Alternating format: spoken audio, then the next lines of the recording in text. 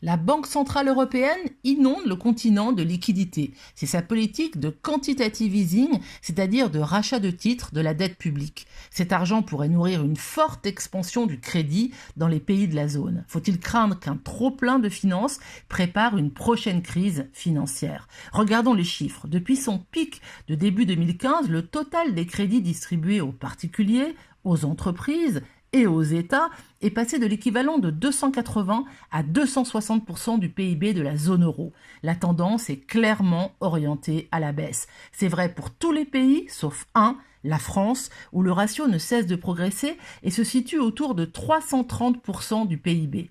À y regarder de plus près, l'explication se trouve dans un fort endettement des entreprises françaises. Il est loin d'être le plus élevé. L'Irlande, le Luxembourg, les Pays-Bas sont au-dessus, mais il est celui qui reste en progression quand les autres sont orientés à la baisse. Un pays à surveiller donc.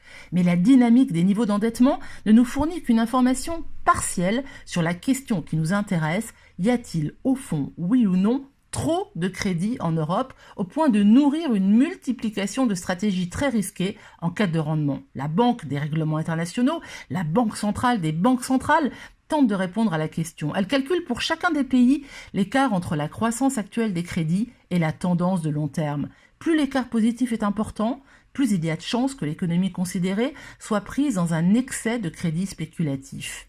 Or, les statistiques de la BRI dresse un tableau à l'opposé de ce que l'on pouvait attendre. Pour l'ensemble de la zone euro, le total du crédit au secteur privé non financier est inférieur de 11 points de pourcentage à sa tendance de long terme. Les pays qui ont connu un excès de crédit immobilier au début des années 2000, comme l'Espagne, l'Irlande ou le Portugal, présentent la situation la plus en repli par rapport à leur tendance de long terme.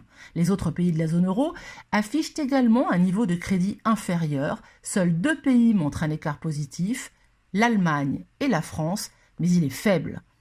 Les économies de la zone euro ne semblent donc pas victimes d'un excès de crédit. Cela ne signifie pas, bien entendu, que tout risque financier soit écarté. Les banques italiennes restent fragiles, tout comme le géant bancaire allemand, la Deutsche Bank. Mais un scénario à la mode du début des années 2000, avec excès d'endettement généralisé, ne semble pas probable pour l'instant.